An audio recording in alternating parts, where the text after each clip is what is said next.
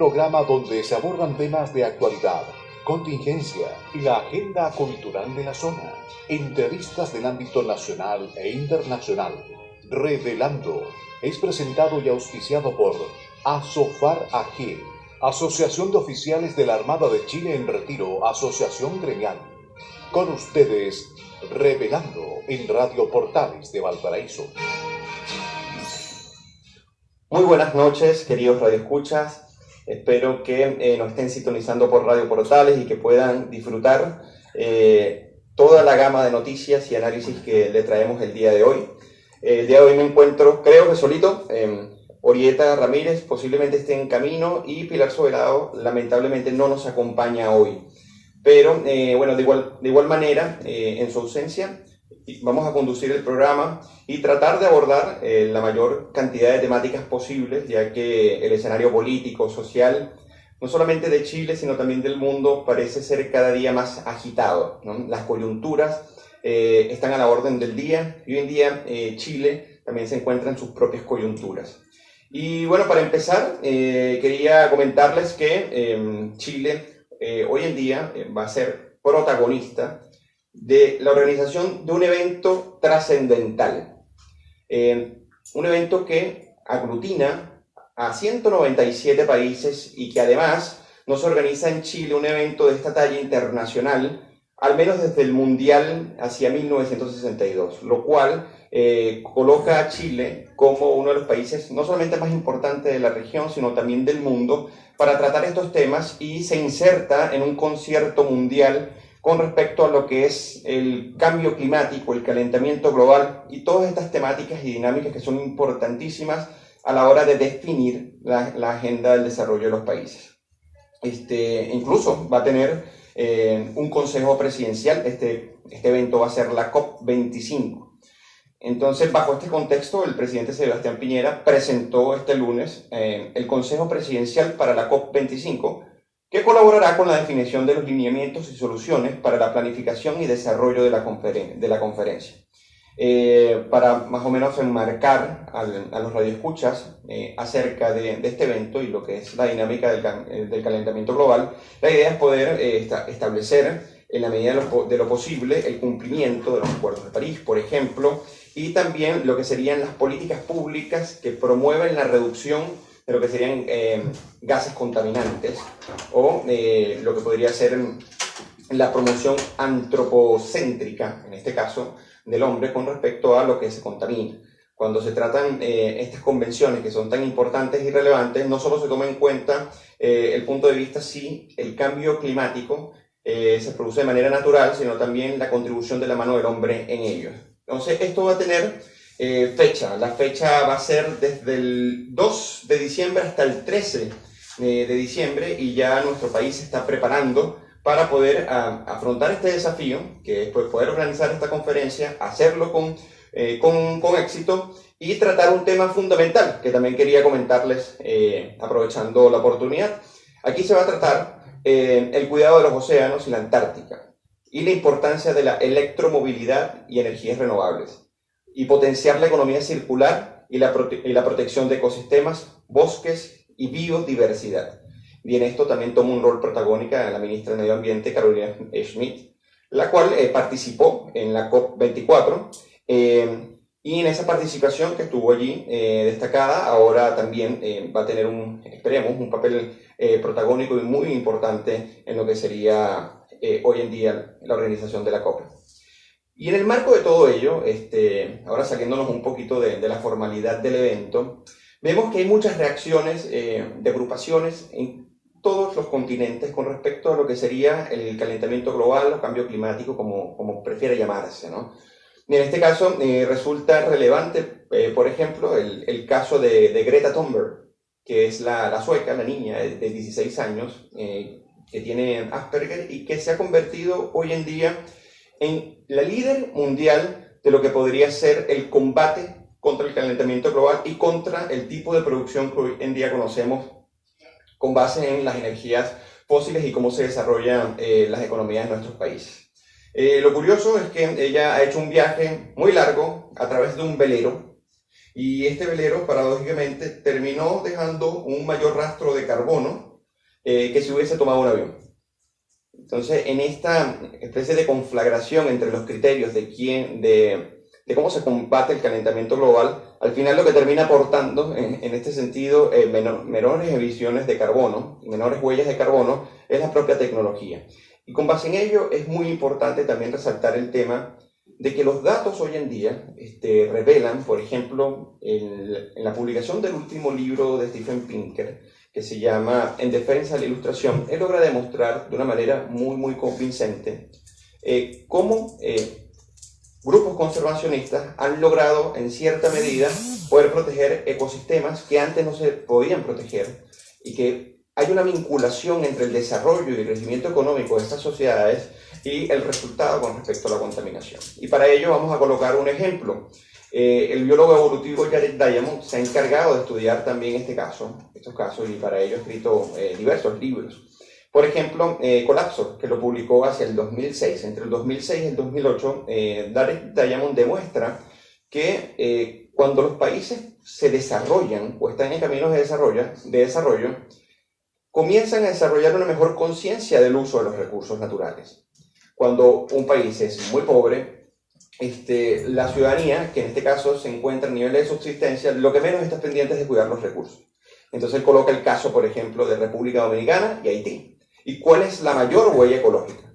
Y así muchísimos informes, no tan elaborados como el libro de Jared Diamond, demuestran, por ejemplo, que una economía tan desarrollada como Suiza deja no solamente una economía, sino un país tan desarrollado como Suiza, no solamente deja una menor huella ecológica, por ejemplo, que España, sino que termina de, en cierta medida, comprobar temporalmente o coyunturalmente que el desarrollo es importantísimo para el cuidado de los recursos. Incluso hoy en día ya el cambio hacia las nuevas energías es desarrollo de la propia dinámica del capitalismo. O sea, lo que te permite innovar es lo que coloca, por ejemplo, lo que se entiende de la paradoja de las épocas, ¿no? Es que Yamani decía que la edad del petróleo se va a acabar sin necesidad de que se acabe el petróleo, así como pasó con la edad de piedra. La edad de piedra se acabó y no hizo falta que se acabaran las piedras. Entonces, en este sentido, el desarrollo, la inventiva, el espacio de libertad para la creatividad son los que terminan constituyendo las bases y los pilares fundamentales y sustanciales para poder proteger los recursos. Entonces, con base en ello, líderes como Greta Thunberg, por ejemplo, y todas las personas que la siguen, en este caso el desafío es enfrentarse a la evidencia. Y la evidencia científica sugiere que cuando uno se enfrenta a las tesis, por ejemplo, como la del calentamiento global, y si tiene una relación con la mano del hombre o no, esto tiene que someterse en cierta medida a la comprobación científica. Pero por otro lado hay tesis ecologistas que son muchísimo más radicales, por ejemplo como la de Maurice King, por ejemplo como la de Michel Tobias, que son propuestas que frente a toda evidencia se comportan los que suscriben estas ideas ecologistas como fundamentalistas, en los cuales, cerrados a la evidencia, no aportan realmente cómo es que nuestro futuro va a ser. En el mundo se avecina y se aproxima también lo que llaman la cuarta revolución industrial, y esta es tan fundamental para poder desarrollarnos e insertarnos en una dinámica de progreso, que simplemente detener el cambio tecnológico por una evidencia quizás no concluyente de que se produce el calentamiento global por la mano del hombre, en vez de contribuir a que no sigamos usando energías fósiles para el funcionamiento de nuestras economías. Entonces la idea es no entorpecer el camino hacia el desarrollo de mejores y más responsables tecnologías para el cuidado de los recursos. Y entre otros temas que son importantísimos, esto es un tema internacional, y ya que comenzamos con los temas internacionales, también está el caso de lo que está ocurriendo en Hong Kong. Ha surgido una polémica muy interesante, un debate muy entretenido, que a cuentas de, podríamos decir, la dinámica democrática, libre y lo que serían los modelos alternativos, resulta relevante para no solamente todos los chilenos, sino todos los latinoamericanos. En este caso, Joshua Wong, que es, podríamos decir, el líder de las protestas en Hong Kong contra la tiranía del Partido Político Comunista, del Partido Comunista Chino, no solamente ha saltado las fronteras del propio Hong Kong, sino que ha llamado a la sensibilización de innumerables sociedades con respecto a este joven. Un joven que apenas a los 15 años ingresa en esta lucha por tratar en la medida de lo posible frenar el poder que tiene Beijing sobre la determinación obligatoria de ciertas asignaturas. Y frente a esto, Joshua Wong se enfrentó y logró obtener resultados sustanciales y logró movilizar a más de 2 millones de personas en una marcha. Esto es algo muy impresionante. Él había sido apresado, una movilización de más de 2 millones de personas lograron su libertad. Pero no solamente esto, sino que Joshua Wong trata en la medida de lo posible de que se cumpla, como se había establecido en el 2017, unas elecciones que sean libres. ¿Okay? Y frente a ello, frente a esta dinámica impositiva, totalitaria de un partido comunista, que incluso ciertas diputadas de acá logran decir que es una democracia, frenan el intento democrático. ¿Por qué hago este previo? Porque el embajador de China en Chile, el representante de China en Chile, ha dicho que Joshua Wong es un matón social, ¿okay? Y critica al diputado Jaime Belolio por haberse reunido en Hong Kong con Joshua, lo cual le dice, bueno, tienes que dedicarte a tu distrito y no inmiscuirte en los problemas, o en este caso como el problema de Hong Kong, porque casi que no es tu incumbencia, ¿no? Entonces, en este caso, Belolio respondió de una manera categórica. Porque, bueno, haber llamado matón social a una persona que está luchando por la libertad y porque el dominio de un partido político no predomine por encima de las libertades de los ciudadanos de Hong Kong, más bien es un acto noble de poder pelear contra ellos, y llamar matón social como que a Belolio no le resultó de la mejor manera después de haberse reunido con Joshua Wong, y esto ha generado una polémica impresionante, tanto así que el canciller ha salido en la defensa no del embajador, pero sí de su derecho a expresarse. ¿Por qué? Porque en el momento que critica a Belolio responde, se pone en duda la legitimidad de un debate con respecto a la situación política de otro país. Ahora habría que hacer la reflexión, porque si las dictaduras y los totalitarismos, los genocidios, las persecuciones, los límites a la libertad de expresión, los límites a la libertad de prensa no pueden denunciarse porque simplemente no ocurre en el país donde vivimos y tenemos que hacernos la vista gorda a lo que ocurre en otros países, yo creo que eso no es legítimo, porque al final de cuentas los derechos humanos y las libertades son siempre fundamentales y sustancialmente universales. ¿Okay? Es como Immanuel Kant lo sostenía, ¿no? Existe como una especie de asociatividad que nos permite fundar ciertos imperativos que podemos generalizar para todos los seres humanos y tratar de salirnos del relativismo cultural. Entonces, en este caso, Belolio ha emprendido, como diputado por la libertad, una apología a lo que sería la lucha que hace Joshua Wong por la libertad de Hong Kong en contra de una tiranía del partido. Ahora, enfatizando en este caso, ya en el ámbito internacional, para que los radioescuchas puedan comprender que esto no solamente se circunscribe a un conflicto específico entre un embajador y un diputado, sino que el tema chino es un tema serio. Es un tema serio porque frente a la gran recesión del 2008 y frente a la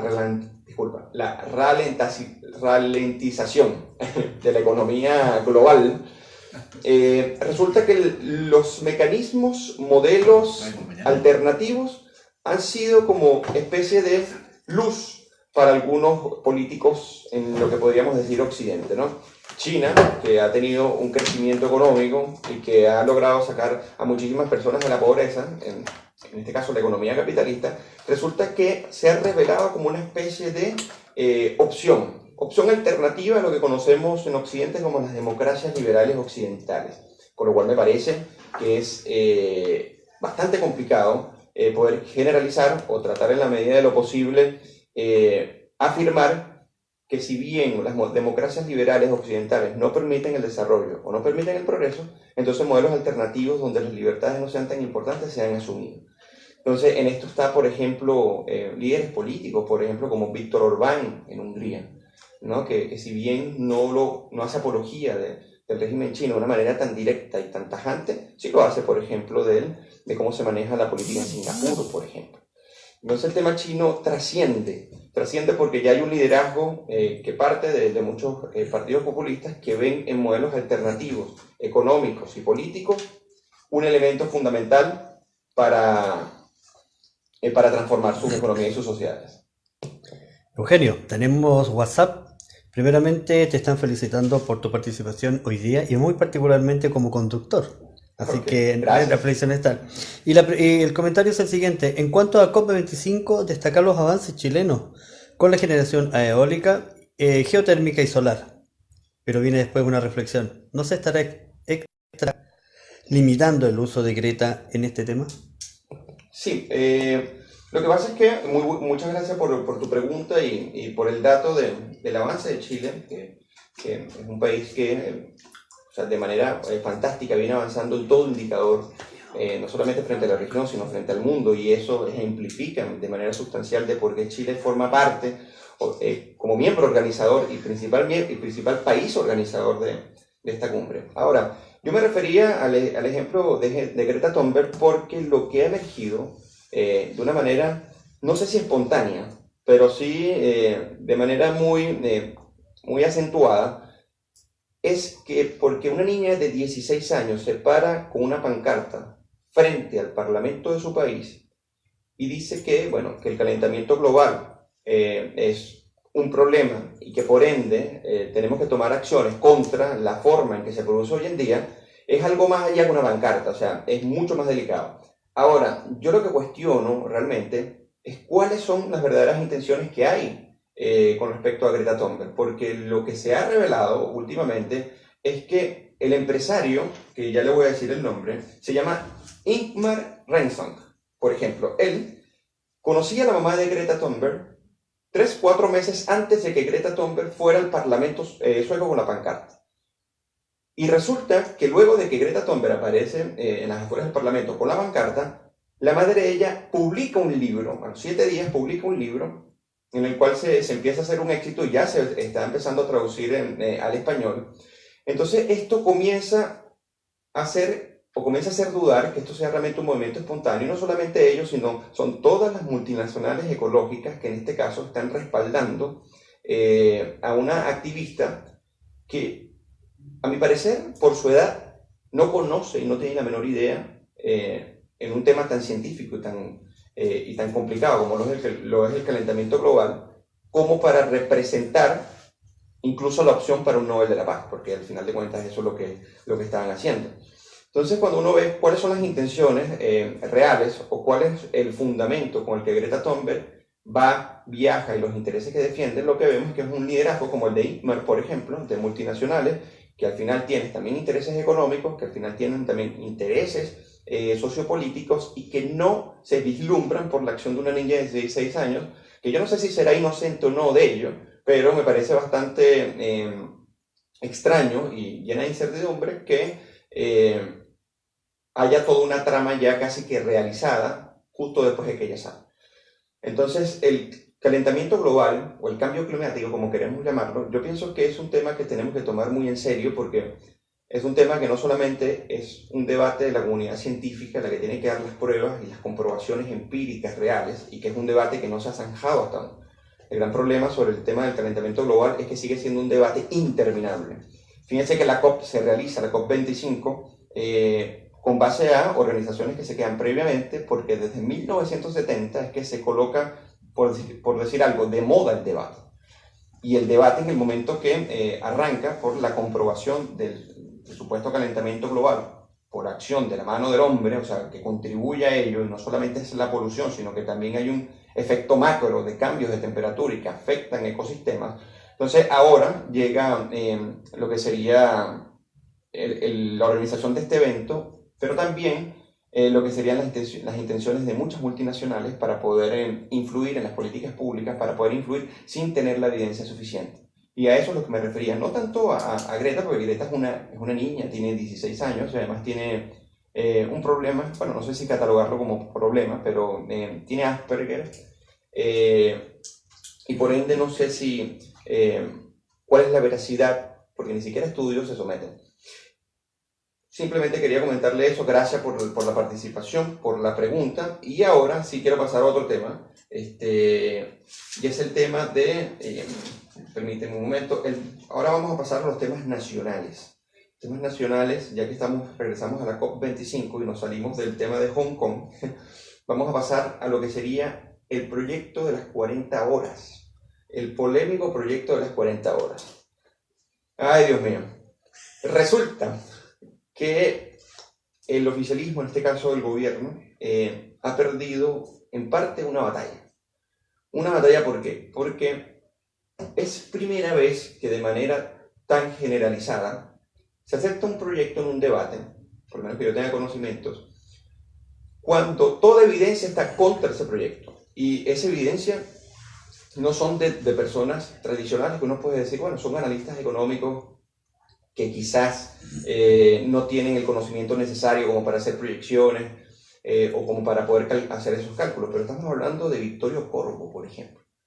Vittorio Corvo es uno de los analistas, expresidente del Banco Central y una de las personas más preparadas del país y quizás en Latinoamérica, y revela lo contraproducente que puede ser para la productividad del país en un contexto de bajo crecimiento, en un contexto de una recuperación que todavía no se termina por notar a niveles generalizados, tratar de presionar aún más en el mercado laboral. Y no solamente él, sino también Rodrigo Valdés sostiene, hizo los cálculos, hizo como quien dice la tarea, y sostiene que el 11% de los costes laborales, 11% van a subir los costes laborales cuando se aplique esta medida.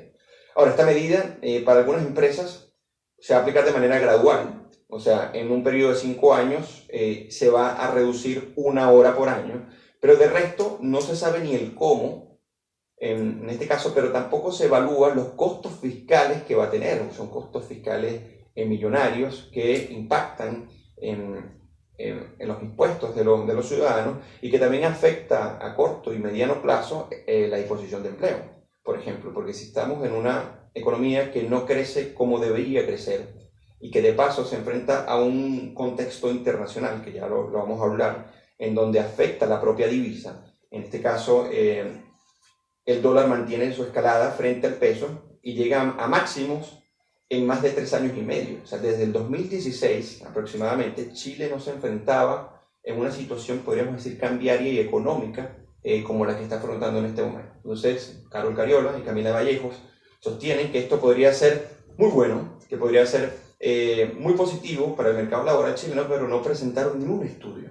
Incluso yo no sé si se pudo observar que cuando se le hace, Mónica Rincón le hace la entrevista a Carol Cariola, pregunta cuál es la evidencia, si tiene algún estudio, alguna comparativa o algún fundamento para sostener que el proyecto no iba a tener un impacto de inmediato. Ella se negó a... bueno, primero no respondió a la pregunta y segundo, negó tener conocimientos en ese momento para poder examinar el proyecto. Entonces, es así como se comienza a hacer política irresponsable, porque al final de cuentas una propuesta puede ser muy bella en el papel, pero cuando se hace política seriamente, uno tiene que sacar un análisis costo-beneficio y medir el impacto, o por lo menos tener a priori, si bien uno no lo puede saber a ciencia cierta, uno empieza a hacer ejercicios de proyección que te permitan pronosticar en cierta medida cuál va a ser el impacto. Y que aumente un 11% los costes laborales, más 4% con respecto a la previsión, es un golpe muy fuerte para una economía que no está creciendo a los niveles que debería crecer, porque también está impactada por una reforma tributaria del gobierno anterior que no le permite operar como una economía de mercado realmente pujante y abierta. Entonces hay un dilema muy grande, porque el proyecto de las 40 horas es una cosa, pero otra cosa es el entramado de la economía chilena. Por ejemplo, hay esperanzas todavía de que se siga debatiendo o que no se acepte, porque incluso el profesor Sebastián Piñera ha dicho que ha dictaminado la posibilidad de que esto sea negado incluso en el Tribunal Constitucional, porque atenta contra varios artículos de la Constitución. Entonces, bueno, queridos amigos, vamos ahora en este momento a una canción para relajar un poco el programa y nos vemos a la vuelta. Revelando es presentado y auspiciado por Asofar Agil, Asociación de Oficiales de la Armada de Chile en Retiro, Asociación Gremial. Y estamos de vuelta para seguir abordando esos temas después de este relajante tema anterior. Y bueno, welcome to the jungle. Estamos acá nuevamente, estamos tocando el tema de las consecuencias que podría tener el proyecto de las 40 horas y todo lo que se ha desatado a raíz de allí, ¿no? Comentaba que hay un contraste entre una evidencia por Victorio Corvo y Rodrigo Valdés respecto a lo contraproducente que va a ser frente a simplemente intenciones que pueden ser legítimas en términos de los fines que supuestamente defienden, pero al final de cuentas terminan generando mucho daño a la economía, por lo menos en el corto y en el mediano plazo. Y segundo, que frente a esta visión de que desconoce el impacto que podría tener, como que no tampoco busca evaluar de qué manera puede flexibilizar o puede tratar de mediar por una solución que trate de, o sea, no de enfrentar a las partes, sino llevarlas a un consenso. Y con el voto del diputado Silver como que se determinó la dirección hacia la aprobación, que eso fue lo que ocurrió, y vamos a ver qué va a pasar. En este momento, bueno, ya llegó Orieta Ramírez, nos acompaña en esta parte del programa. Orieta, ¿cómo estás? Hola Eugenio, bien, saludo a todos los auditores y bueno, incorporándome a esta hora en el programa porque bueno, hay algunas obligaciones familiares que uno no puede sortear, eludir exactamente, pero contenta de estar acá y bueno, para no ahondar mucho más de lo que ya hace comentado respecto al tema de las 40 horas, porque indudablemente hay postura, es una noticia en desarrollo.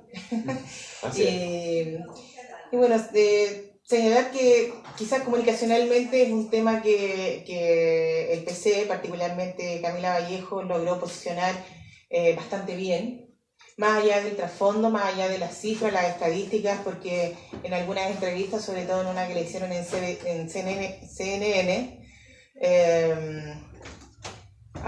esa fue una entrevista que le hicieron a Carol Cariola, quedó con algunas cifras al debe porque no las manejaba bien, fundamentalmente porque no es un tema que para ellos tenga mayor trascendencia, sino que el posicionar el tema de las 40 horas, la aceptación que ha tenido el tema por parte de la ciudadanía, estamos hablando de cerca del 70% de la ciudadanía adhiere, digamos, a esta iniciativa de trabajar 40 horas.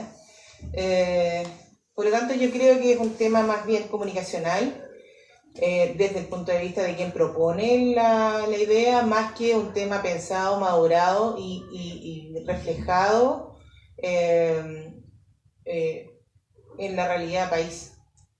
Chile no tiene una realidad como los países europeos, los países desarrollados, en donde el nivel de productividad es bastante más alto. Y no es que trabajen menos horas porque son más productivos, también ellos tienen un sistema empresarial bastante más productivo que el nacional.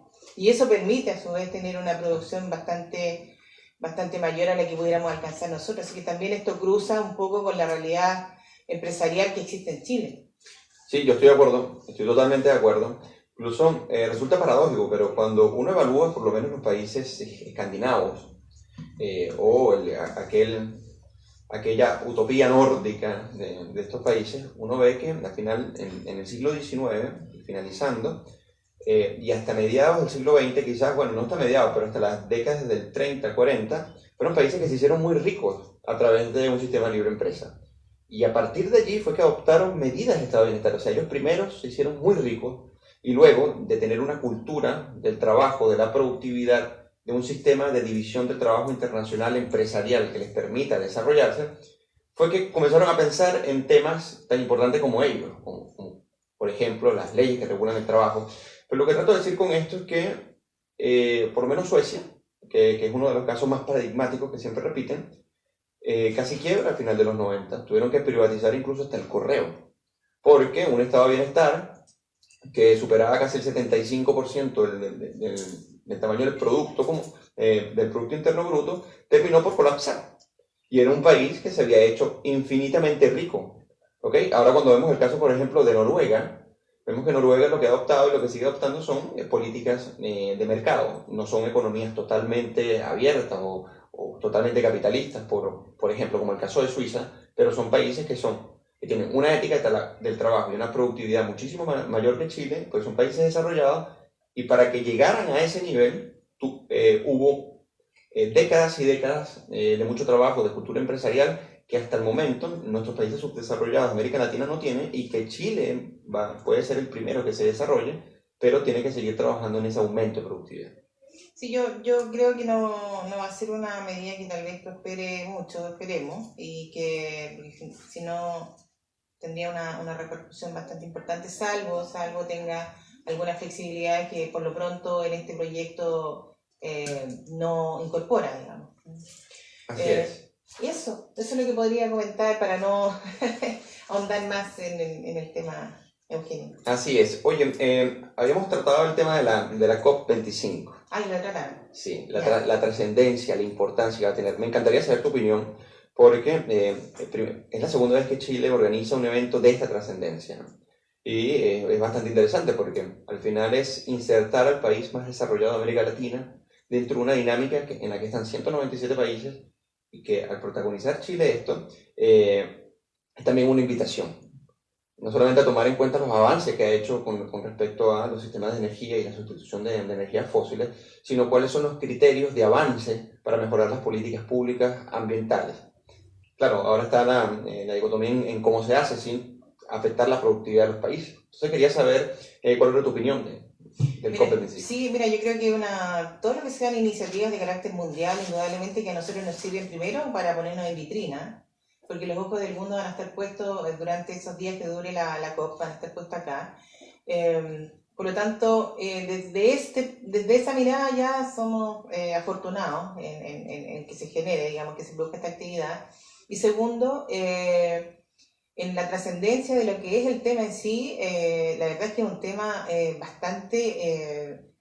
bastante importante que lo abordemos como país, porque estamos precisamente transitando entre ser una economía subdesarrollada versus una economía desarrollada. Entonces, en este tránsito se empiezan a producir muchos costos asociados al desarrollo. Y esos costos tienen que ver con que podemos minimizarlo en la medida que seamos capaces de incorporar miradas anticipadamente, miradas modernas en el sentido de desarrolladas en los procesos operativos de distintas índoles y también en los procesos formativos culturales de los niños, que es principalmente donde tiene efecto de las iniciativas que en este caso tiendan al cuidado del medio ambiente. Fíjate que Chile está muy al debe con el tema del cuidado del medio ambiente, porque en las mediciones que ha hecho la OCDE o la OECD, que tanto nos gusta mirarnos sí, en el club de las buenas prácticas y el club de los grandes, fíjate que en materia medioambiental, en materia de reciclaje, Chile tiene el penúltimo lugar dentro de los 36 países que pertenecen a la OCDE. Chile en materia medioambiental está en el lugar 35 de 36. O sea, quiere decir que estamos en un lugar bastante pésimo, porque entre estar penúltimo y último en un universo de 36 países, la verdad es que estamos en muy malas condiciones. Y eso hace que en el desafío al 2030, que es la meta que se ha puesto el mundo, digamos, en términos de manejo y de cuidado del medio ambiente, en materia de reciclaje Chile está en el orden del 4%. O sea, de todo lo que produce y de todo lo que desecha Chile, solo el 4% alcanza lo que se llama el tema circular, ¿Economía circular? La economía circular, exactamente. Entonces, y en función de eso, Chile, dicta la ley REP en el año 2016, que de alguna manera busca potenciar todos los procesos de reciclaje en 6 aspectos o 6 productos, que son los que básicamente Chile focalizó sus esfuerzos. Uno de ellos el plástico, y que vemos que las medidas del tema son importantes. El tema del papel, el tema de los neumáticos, de lo que tiene que ver con el caucho, los aceites, el reciclaje de las baterías de litio y de otras sustancias químicas, pero todo es muy incipiente, muy incipiente. Chile tiene grandes desafíos en esa materia, y en la medida que se destinen recursos, se financien en proyectos innovadores, yo creo que vamos a poder avanzar y estar cumpliendo con esa tarea. Yo creo que Chile se para en esta COP25 con una preocupación, con un llamado a la acción, que por lo demás lo que caracteriza a la COP25 es tiempo de actuar, pero con una cantidad de tareas por cumplir importante.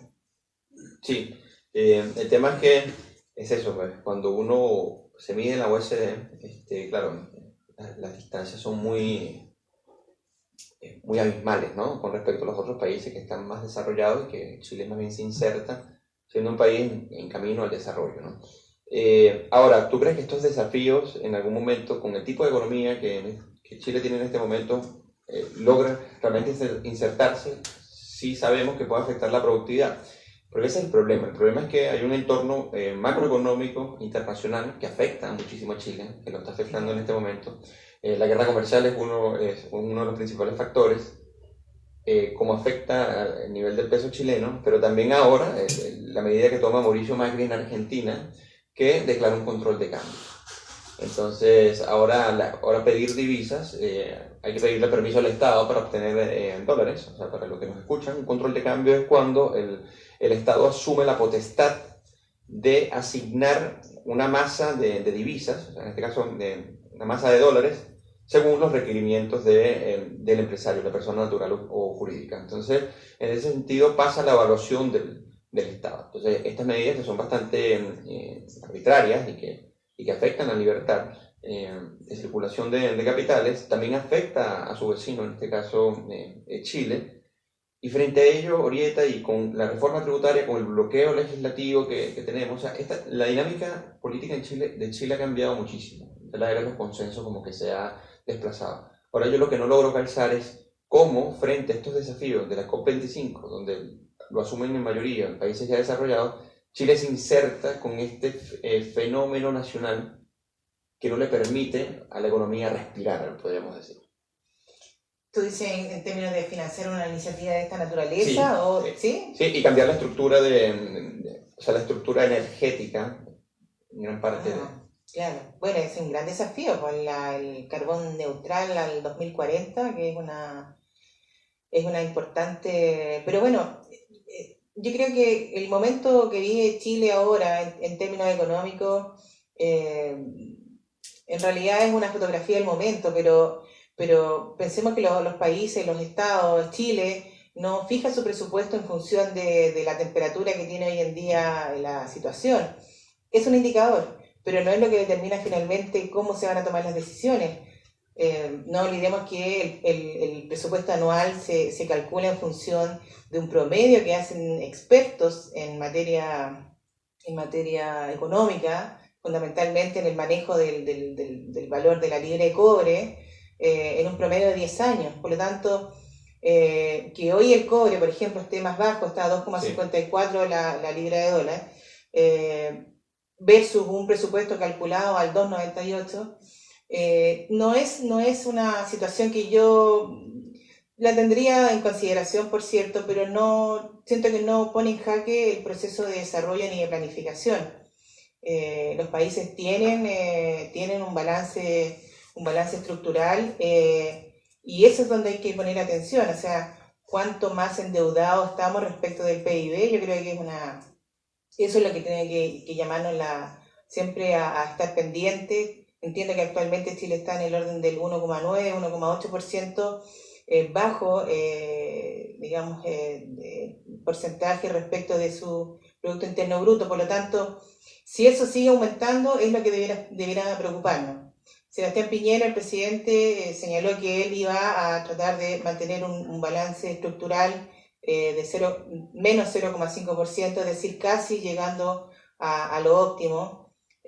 Por lo tanto, las decisiones debieran estar orientadas porque además son decisiones de inversión a largo plazo, o sea, si queremos llegar al carbón neutral, si queremos potenciar más proyectos de reciclaje o darle prioridad a iniciativas que estén dentro de las prioridades de la ley REP, que es la que mencionaba adelante, yo creo que no debiéramos pensar que eso no tiene un camino viable para poder ser desarrollado, digamos. Sí hay que ir poniendo atención a cómo se van dando las situaciones en el país. Yo creo que en la medida que hay una mirada colectiva de Estado por parte de ambas coaliciones, más que ambas coaliciones, yo creo que de los partidos políticos hoy en día, yo creo que la situación pudiera ser siempre favorable, digamos. Ok, sí, porque es que cuando uno ve, por ejemplo, que la superación de la pobreza depende poco más del 65% del crecimiento económico, digamos que el crecimiento económico es uno de los principales afectados por estas medidas, entonces uno dice, bueno, ¿cómo nos enfrentamos a esto? Según las proyecciones en otros ámbitos, como por ejemplo el medioambiental. Entonces, claro, la fotografía de la coyuntura como tal es importante, no determinante, pero en aras del aumento sustancial que se va a hacer ahora con el proyecto de las 40 horas, de no ser rechazado por el Tribunal Constitucional y que sube aproximadamente un 11% los costes laborales, más el 4% que asume ahora el empleador en el área de la previsión, complica un poco más el mercado laboral, y esto sí es ya estructural más que la coyuntura. Entonces, bueno, sí, estábamos hablando sobre la COP, los desafíos de la COP, el proyecto de las 40 horas y el tema de Hong Kong. Tratamos hace rato el tema de Hong Kong y la disputa con Jaime Belolio. ¿Ya? No sé si la pudiste vislumbrar. Entonces, ahora, hablando del tema de Argentina y el análisis que tenemos en este momento regional, ¿tú ves que Argentina en el corto plazo podría revertir esta tendencia a que los Kirchner lleguen al poder? Yo creo que con Kirchner, sin Kirchner, o sea, de partida Macri, la verdad es que ya lo que él está esperando, ya por lo que he podido ver y leer, está esperando terminar su periodo. Que eso ya es como bastante crítico, pensando en que pudo ser una alternativa de continuidad de gobierno, digamos. Ahora, lo que es inexorable es que Argentina va camino al default. Y eso, Macri o Alberto Fernández o los Kirchner a la cabeza, la verdad es que no se la van a sacar por ningún lado el default. De hecho, lo que están tratando de frenar es que hay lo que ellos llaman la hiper, que es la hiperinflación. Entonces, yo creo que los Kirchner, de alguna manera, si es que llegan al poder, llegan a ser electos, no olvidemos que Cristina va como vicepresidenta y Alberto Fernández va como presidente, digamos, candidato. Ahora, si él tiene la libertad de poder armar sus equipos, incluso se dice que si él llegara a nombrar a Nielsen como ministro de Economía, y tiene la libertad de poder armar equipos buenos, pudiera producirse una situación que, aún afectando a Argentina en su liquidez, en su proceso de mejorar o salir de la situación crítica en que están, pudiera ser esperanzadora respecto de la actual situación en que más temprano que tarde van a caer en el cese de pago y van a caer en una situación en donde nadie les va a prestar dinero. El Fondo Monetario Internacional, ellos no son, Argentina no es un país sujeto de crédito, de hecho no cumple sus contratos, básicamente. Sí, bueno, lo han hecho ya un montón de veces, parece expertos en no pagar, ¿no? Incluso dicen que si el default no viene en el 2020, viene en el 2021, entonces parece como inexorable, y financiarse en los mercados internacionales a precios normales de mercado es muy, muy difícil. Es muy difícil porque es muy caro y el pago a largo plazo es desastroso para cualquier país. Ahora, renegociar la deuda con el Fondo Monetario Internacional también va a ser un tema clave, a ver si hay refinanciamiento, ¿no? Porque el Fondo Monetario ha jugado un rol central en el gobierno de Macri, pero él no ha hecho las reformas, no hizo las reformas estructurales que se deberían hacer, que se deberían cumplir en los estándares generales para que el Fondo Monetario Internacional tenga confianza en ti y te siga financiando. Ahora, lo que me parece en el tema político, saliendo del económico, es que en una entrevista recién que le hicieron al abanderado del kirchnerismo, hacía apología a la institucionalidad de Venezuela. No sé si pudiste verlo, decía que, bueno, que Nicolás Maduro era un presidente electo y que las instituciones en Venezuela funcionaban y que no había nada malo allí, ¿no? Lo cual me parece sumamente delicado, porque no solamente tienes personas que en el ámbito económico dice que lo importante es la felicidad, pero por el lado político evalúa con buenos ojos a lo que podría ser la dictadura totalitaria más peligrosa del continente. Sí, sí, no, lo que pasa es que responde a una lógica, digamos, que tiene su origen. No te olvides que tiempo, nos quedan 3 minutos. Sí. No te olvides que tiempo atrás estaba el club de la ideología socialista con bastante pujanza acá en América del Sur.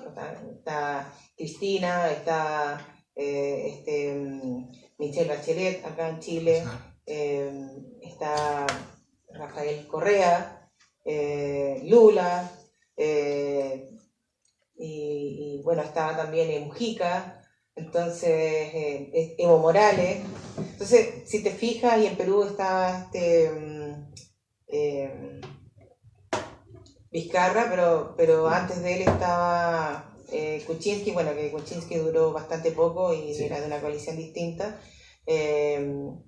Y bueno, ocurre que en este concierto en donde se apoyaban unos a otros y que después poco a poco fueron perdiendo en sus respectivos países, y que aparezca nuevamente el bastión de los Kirchner liderando las elecciones en Argentina, indudablemente que va a prestar apoyo a la situación de Venezuela desde la óptica de ellos, digamos, defendiendo lo que es el gobierno de Maduro. Por lo tanto, está en eso. Bueno, hemos lamentablemente llegado al final de nuestra programación y del programa, así que bueno, les agradecemos a todos los radioescuchas y será hasta una próxima oportunidad para seguir tratando estos temas tan polémicos. Muchas gracias, Julieta. Sí, gracias a todo el equipo. Sí, muchas gracias. Gracias.